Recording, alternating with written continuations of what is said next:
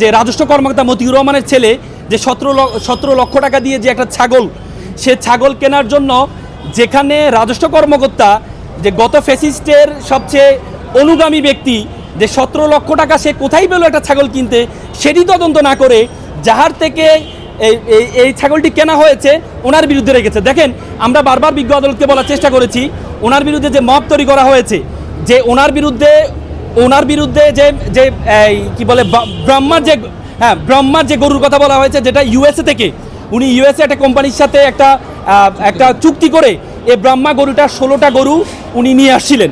উনি নিয়ে আসার পরে পরবর্তীতে রাজস্ব বিভাগ, যেটি হচ্ছে আপনার এয়ারপোর্টের রাজস্ব বিভাগ, এটা আটকিয়ে দেন। ওনারা বলেছেন ব্রহ্মা গরু নাকি আমদানি করা নাকি অবৈধ।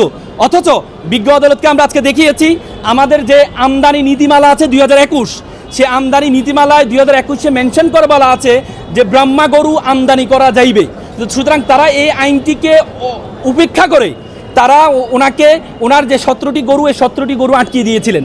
আটকে দেওয়ার পরে পরবর্তীতে গরুগুলো যখন মৎস্য প্রজনন কেন্দ্রে যখন নেওয়া হয় তখন তারা এই গরুগুলো তারা লালন পালন করতে পারছিলেন না। তখন তারা 3টি গরু মারা যায়। পরবর্তীতে তারা এই গরুগুলো অকশন দিয়ে দেয়। অকশন দেওয়ার পরে জনাব ইমরান হোসেন সাহেব সর্বোচ্চ টাকা দিয়ে এই অকশন থেকে এই গরুগুলি ক্রয় করেন। সুতরাং ওনার বিরুদ্ধে যে মবটা তৈরি করেছেন তারা, যে উনি অবৈধভাবে, দেখেন আমরা বিজ্ঞ আদালতকে বলেছি আমাদের দেশের সবচেয়ে বড় সমস্যা হচ্ছে বলা হয় থাকে যে দেশের যারা গুণী তাদেরকে যদি সম্মান দেওয়া না হয় সেই দেশে গুণী জন্মায় না। আমাদের দেশে যদি কোনো ব্যবসায়ী উঠতে চায় তাকে টান দিয়ে হেঁচড়িয়ে নিচে নামানো। আমরা বিজ্ঞ আদালতকে বলেছি আমাদের যে জাতীয় খেলা হাডুডু কেন, কারণ একজন আগালে 5 জন ধরে রাখে। আমরা সেই বিজ্ঞ আদালতকে বলেছি এজন্যই ইমরান সাহেবের মতো ব্যবসায়ী যিনি শখের বশত এই যে ফার্ম এগ্রোটা দিয়েছে, শখের বশত ওনার বাবার হাজার হাজার কোটি টাকা ছিল, তারপরে উনি একটা শখের বশত একটা ফার্ম দিয়েছেন। এই ফার্মটি দিয়ে বাংলাদেশে এখন সবচেয়ে বড় সমস্যা, আমরা কোর্টকে বিজ্ঞ আদালতকে যেটি বলার চেষ্টা করেছি, আমাদের দেশে যারা গরু ব্যবসায়ী আছে তারা জানে ব্রহ্মা জাতের যে গরুগুলো মাংস হয় 5 থেকে 10 মণ, এই গরুগুলো যদি বাংলাদেশে একবারেই চলমান থাকে তাহলে বাংলাদেশে যে ন্যাচারাল গরু আছে এই গরুগুলো চলবে না। এই জন্য তারা একটা মব তৈরি করে ইমরান সাহেবকে আজকে এখানে ফাঁসানো হয়েছে। এবং কি যে মানি লন্ডারিং যে আইন, আমরা বিদ্যা আদালতকে বলেছি মানি লন্ডারিং কোনো একটি আইনে, কারণ উনি 22 ফেব্রুয়ারি, আপনারা জানেন 22 ফেব্রুয়ারি উনি থাইল্যান্ড থেকে আসছেন।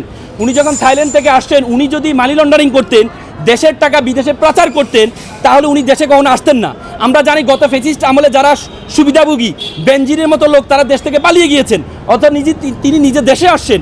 দেশে এসে গতকাল যখন ওনাকে সিআইডি ডাকলেন, উনি সিআইডির কাছে নিজে গেলেন তদন্ত।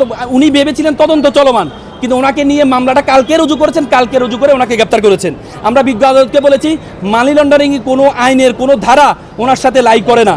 সুতরাং শুধুমাত্র তার ব্যবসায়ী ক্ষতিগ্রস্ত করার জন্য, তাকে হয়রানি করার জন্য, তার সুনাম নষ্ট করার জন্য একটা মব তৈরি করে তাকে এই মামলা ফাঁসানো হয়েছে।